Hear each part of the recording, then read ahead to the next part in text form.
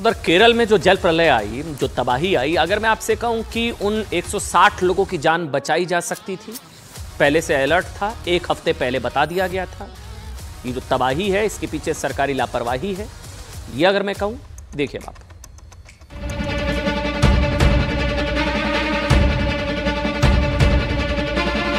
23 जुलाई को केरल सरकार को अर्ली वार्निंग भारत सरकार की ओर से दी गई थी। प्लीज लिसन अस, मत चिल्लाइए, प्लीज रीड इट। जो वार्निंग भेजा है उसको पढ़िए जरा। When minister was deputed, we demand to the government that a special team may go to Kerala under the leadership of a minister from the Home Ministry.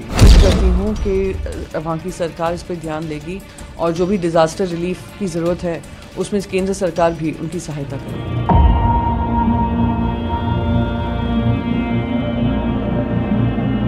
राहत कार्यों में जितनी हो सके कांग्रेस पार्टी के कार्यकर्ताओं को उन्होंने आदेश दिया है कि वो उसमें शामिल हों और राहत कार्य में थोड़ी और तेजी लाएं। All possible support for rescue and medical care, immediate release of the compensation to deceased people, if that compensation can be increased as well, restore vital transport and communication lines, set up relief at the earliest, and prepare a roadmap for the rehabilitation of the affected families. Given by the Home Minister, that proper warning was given to the state government, and state government did not act on the warning. 160 लोगों की दुखद मृत्यु हो गई केरल में आपदा से। अगर मैं आपसे कहूं 160 लोगों की जान बचाई जा सकती थी। वायनाड और उसके आसपास के इलाकों में लैंडस्लाइड और भारी बारिश से जिन लोगों की मौत हुई, क्या वो केरल सरकार की लापरवाही का नतीजा है? ये सवाल हम इसलिए पूछ रहे हैं क्योंकि केरल में आई आपदा को लेकर केंद्रीय गृह मंत्री अमित शाह ने बहुत बड़ा खुलासा किया, बहुत बड़ा। उन्होंने राज्यसभा में दावा किया कि केंद्र सरकार ने तो 7 दिन पहले, अच्छा ये अभी ताज़ा तस्वीरें हैं जो केरल की जो तस्वीरें हैं प्रलय की, तबाही की। अच्छा, मैं बता रहा था, अमित शाह ने बताया, आज खुलासा किया, हमने तो 7 दिन पहले ही बता दिया था, 7 दिन पहले केरल सरकार को अलर्ट कर दिया था। ये गृह मंत्री ने कहा कि अगर वक्त रहते केंद्र सरकार की चेतावनी पर केरल की सरकार ने एक्शन लिया होता तो इतनी बड़ी संख्या में लोगों की जान नहीं जाती। ये गृह मंत्री अमित शाह ने खुलासा किया, 7 दिन पहले बता दिया था केरल को ये होने वाला है, आप रिलोकेट कर दीजिए। जिस स्तर पर यह तबाही हुई है वो शायद कम होती। गृह मंत्री अमित शाह ने आज ये संसद में क्या कुछ कहा वो आपको बताएंगे, लेकिन ऐसा करते हैं, पहले ना आपको अपडेट बता देते हैं क्या चल रहा है, क्या हुआ है। अब केरल में लैंडस्लाइड के बाद आई तबाही को लेकर आज जो अपडेट है वो आपको दे देते हैं। केरल में आई तबाही में मरने वालों की संख्या 160 हो गई है। 200 से ज्यादा लोग लापता हैं। आपदा में गांव के गांव बह गए हैं। सेना और एनडीआरएफ की टीमें राहत बचाव में जुटी हुई हैं। सेना ने अब तक करीब 1000 लोगों का रेस्क्यू किया, 1000। मलबे में अभी भी कई लोगों की दबे होने की आशंका है। अध्यक्ष गृह मंत्री अमित शाह ने आज पहले राज्यसभा और फिर लोकसभा में केरल में आई इस भीषण आपदा को लेकर जवाब दिया। उन्होंने कहा कि देखिए, केरल सरकार को 7 दिन पहले 23 जुलाई को ही केंद्र सरकार ने इस आपदा को लेकर अलर्ट कर दिया था। पहले 23 जुलाई को भारत सरकार ने केरल को अर्ली वार्निंग भेजी, अर्ली वार्निंग। फिर 24 जुलाई, 25 जुलाई को भी केरल सरकार को वार्निंग दी गई। 23, 24, 25, 26 जुलाई को, ये देखिए 23 जुलाई, 24 जुलाई, 25 जुलाई, 26 जुलाई को एक बार फिर केरल सरकार को केंद्र ने अलर्ट भेजा कि केरल के कई इलाकों में 20 सेंटीमीटर से ज्यादा बारिश होगी, संभलिए, रिलोकेट करिए लोगों को। यह भी बताया गया कि कहां से करना है, ये तक जानकारियां दी गई। लैंडस्लाइड होने की संभावना है, भूस्खलन भयंकर, मलबा भी आ सकता है, लोग इसमें दब सकते हैं, लोग मर सकते हैं, सब बताया था। लेकिन इन तमाम अलर्ट के बावजूद केरल की इंडी गठबंधन की सरकार ने कोई सबक नहीं दिया। बकौल गृह मंत्री अमित शाह, उन्होंने कहा कोई एक्शन नहीं लिया गया, कोई सुरक्षा इंतजाम नहीं किए गए। ये जो आज 160 लोगों की दुखद मौत हुई है, ये टल सकती थी, लोग बच सकते थे। तबाही, सरकारी लापरवाही, जिन इलाकों में भारी बारिश और लैंडस्लाइड होने की संभावना थी वहां से लोगों को हटाया ही नहीं गया, गांव खाली कराए ही नहीं गए। तो फिर अर्ली वार्निंग सिस्टम का क्या मतलब है, फिर वार्निंग भेजने का क्या मतलब है, जिसकी वजह से केरल में आए जल प्रलय में इतनी बड़ी संख्या में लोगों की जानें गई। सोचिए, अगर किसी भी प्रदेश की सरकार को 1-2 दिन पहले नहीं साहब, 7 दिन पहले बता दिया था। 7 दिन पहले पता चल जाए कि वहां बड़ी आपदा आने वाली है तो 150 से ज्यादा लोगों की जान जा सकती है, सैकड़ों लोग लापता हो सकते हैं, गांव के गांव मलबे में दबने वाले हैं। मतलब ये सब पहले बताया गया था। तो क्या लोगों की जान बचाने के लिए 7 दिनों में कोई इंतजाम नहीं किए जाने चाहिए थे? अगर किए गए तो क्या इंतजाम किए गए? वो भी तब जब केरल देश के उन इलाकों में, जानते हैं, जब बारिश के मौसम में सबसे ज्यादा लैंडस्लाइड होता है, सबसे ज्यादा। आंकड़े बताएं आपको, 2015 से 2022 के बीच केरल में 2239 लैंडस्लाइड। आप हैरान हो जाएंगे, 15 से 22 7 सालों में 2200 लैंडस्लाइड की घटनाएं हुई हैं और इस अवधि में देश के सभी राज्यों में सबसे ज्यादा हैं। इसके बावजूद केरल सरकार ने केंद्र सरकार की अर्ली वार्निंग पर कोई सावधानी नहीं बरती और इसकी वजह से सैकड़ों लोगों को अपनी जान गंवानी पड़ी। देखिए, गृह मंत्री अमित शाह ने क्या बताया। उन्होंने बताया कि मोदी सरकार ने 2014 के बाद अर्ली वार्निंग सिस्टम पर 2000 करोड़ रुपए खर्च किए हैं। अर्ली वार्निंग सिस्टम इसको कहा जाता है। क्या होता है? जो किसी भी आपदा को लेकर पहले ही सटीक जानकारी दे देता है। अर्ली वार्निंग सिस्टम दुनिया में, पूरी दुनिया में सिर्फ 4 देश ऐसे हैं, सिर्फ 4, सुनिएगा, सिर्फ 4 देश ऐसे हैं जहां अर्ली वार्निंग सिस्टम 7 दिन पहले ही आपदा की जानकारी दे देती है। उसमें एक देश भारत है। मगर क्या फायदा है? पूरी दुनिया में 4 देशों के पास ये टेक्नोलॉजी है, लेकिन हम अलर्ट भी भेज रहे हैं सरकार, एक स्टेट गवर्नमेंट को, कोई एक्शन नहीं हो रहा है।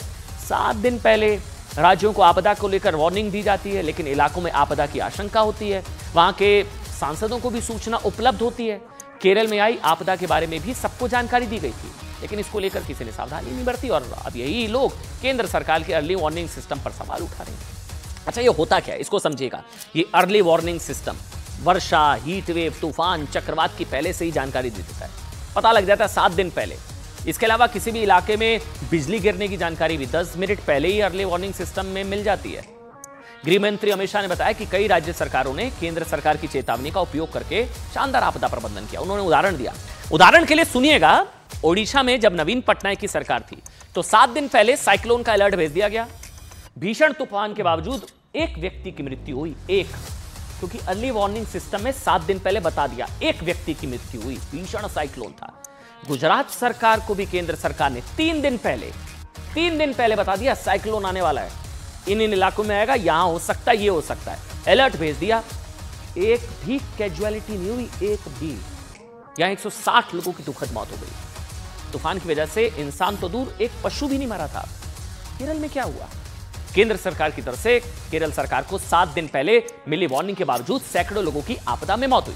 केंद्र सरकार ने 4000 लोगों को हटाने के लिए कहा था, 4000, लेकिन केरल सरकार ने आपदा से पहले इन लोगों को सुरक्षित स्थानों तक नहीं पहुंचाया।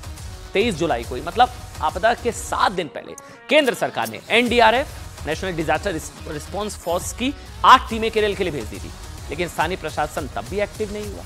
सुनिए। 23 जुलाई को केरल सरकार को अर्ली वार्निंग भारत सरकार की ओर से दी गई थी। 23 जुलाई, 7 दिन पहले, फिर 24 को गई, फिर 25 को गई, 26 तारीख को मान्यवर ये कहा गया कि 20 सेंटीमीटर से ज्यादा वर्षा होगी, भारी वर्षा होगी, लैंडस्लाइड होने की संभावना है, मड भी रस होकर आ सकता है और लोग इसके अंदर दबकर मर भी सकते हैं। मैं कुछ कहना नहीं चाहता था मान्यवर, मगर भारत सरकार की अर्ली वार्निंग सिस्टम पर सवाल किए गए, इसलिए मैं कहता हूं, प्लीज लिसन अस, मत चिल्लाइए, प्लीज रीड इट। 4000 परिवारों को हटाना चाहिए, वो भी इंगित किया गया कि कौन से 4000 परिवारों को कौन सी जगह से हटाना चाहिए। और मान्यवर, मुझे बोलते हुए बड़ा दुख हो रहा है, यही जो दुर्भाग्यवासी लोग हैं जिनके लिए पहले से सूचना 6 साल पहले दी गई है कि इनको हटा लीजिए वरना ये रिस्क में है, अब नहीं हटाया गया। देखिए, आपको बता दें, राहुल गांधी की तरफ से ये भी बताया गया, राहुल गांधी को जाना था, प्रियंका वाड्रा को वहां पर जाना था, लेकिन उनकी तरफ से ट्वीट करके जानकारी दी गई कि वहां के क्लाइमेट कंडीशंस को देखते हुए प्रशासन की तरफ से उनको ये बताया गया कि वहां पर फ्लाइट लैंड नहीं हो सकती है और इस वजह से वो नहीं जा पा रहे हैं। हालांकि आज इन्हीं कंडीशंस में किस तरह से आरएसएस वहां पर जमीन पर काम करता हुआ नजर आया, वो तस्वीरें भी आज देखने को मिली आरएसएस की तरफ से। अच्छा, ये वो तस्वीरें भी इस वक्त हैं आपकी टीवी स्क्रीन पर। ये आरएसएस, राष्ट्रीय स्वयंसेवक संघ, आरएसएस को लेकर क्या कुछ नहीं कहा जाता था। आरएसएस की हाफ पैंट में आग लगाने वाली भी तस्वीर पोस्ट की थी ना कांग्रेस ने, याद है आपको। और आज यही आरएसएस जो है जमीन पर राहत और बचाव काम में लगा हुआ है। राहुल गांधी नहीं आ पाए, उन्होंने वजह अपनी बताई। उन्होंने कहा कि वहां पर स्थितियां इस तरह की है कि फ्लाइट लैंड नहीं हो सकते, ठीक अपनी जगह वो। लेकिन इन्हीं हालात में यहां पर आरएसएस शुरुआत से जुटा हुआ है। और ये तस्वीरें, वैसे तो कहते हैं कि एक परोपकार एक हाथ से किया जाता है, दूसरे हाथ को पता नहीं लगना चाहिए। ये तस्वीरें वैसे सामने भी नहीं आती, लेकिन ये तस्वीरें शायद तब सामने आई जब ये बताया गया या ये जब खबर आई कि राहुल नहीं जा रहे हैं, प्रियंका नहीं जा रहे हैं, वो जाना चाहते थे, वो मदद करना चाहते थे, तो वहां पर पता लगा आरएसएस के लोग तो वहां पहले से ही जुटे हुए हैं। रिपोर्ट देखिए आप।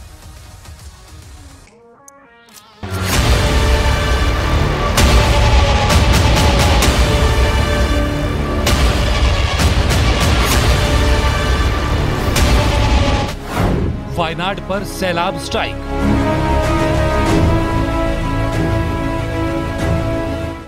तबाही ऐसी जैसी देखी नहीं कभी।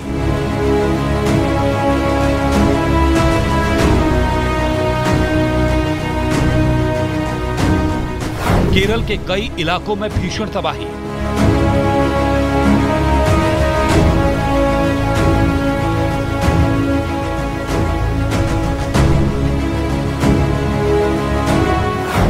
रही चट्टान, बेबस इंसान।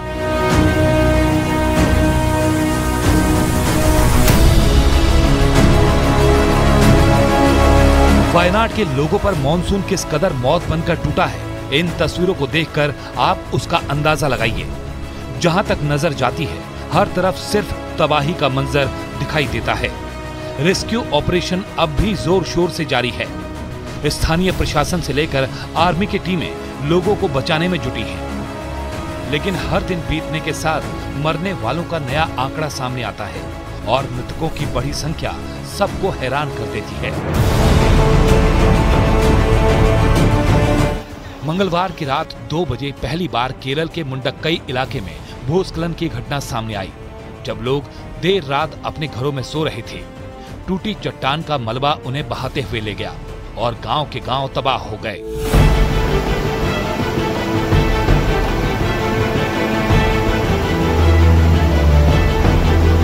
इसके बाद चूरलमाला में भी सुबह 4:10 पर लैंडस्लाइड हुई और कई घरों को बहाते हुए अपने साथ ले गई।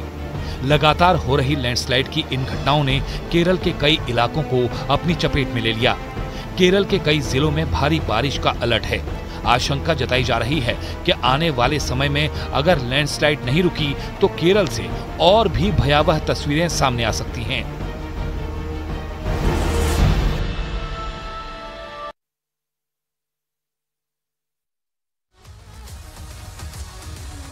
मलबे से निकलती लाशें, इस समय वायनाड की यही तस्वीर है। जहां तक नजर जाती है, हर तरफ मातम पसरा हुआ है। 150 से ज्यादा लोगों की मौत हो चुकी है। बड़ी संख्या में लोग लापता हैं। घरों से निकलने के रास्ते बंद हैं। लोग अपनों की तलाश में भटक रहे हैं। इलाके में खराब मौसम और बारिश के चलते राहत बचाव के काम में भी दिक्कतें पेश आ रही हैं। हालांकि थल सेना और वायुसेना के बाद अब नौसेना भी वायनाड में राहत बचाव के काम में जुट गई है। दक्षिणी नौसेना कमान ने केरल डिजास्टर मैनेजमेंट अथॉरिटी के अनुरोध पर 68 सदस्यों की डिजास्टर रिलीफ टीम को तैनात किया है। इसके अलावा कई टीमें स्टैंड बाय पर हैं।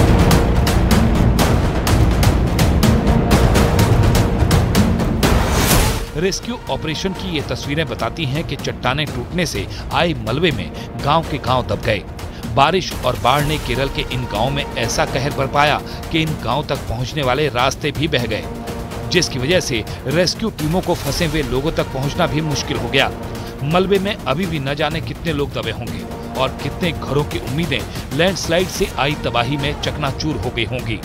कल तक जहां हरियाली नजर आती थी, बस्तियां दिखाई देती थी, आज वहां तबाही का मंजर है। पीएम मोदी से लेकर गृह मंत्री अमित शाह और कई केंद्रीय मंत्री वायनाड में हुई मौतों पर शोक जता चुके हैं।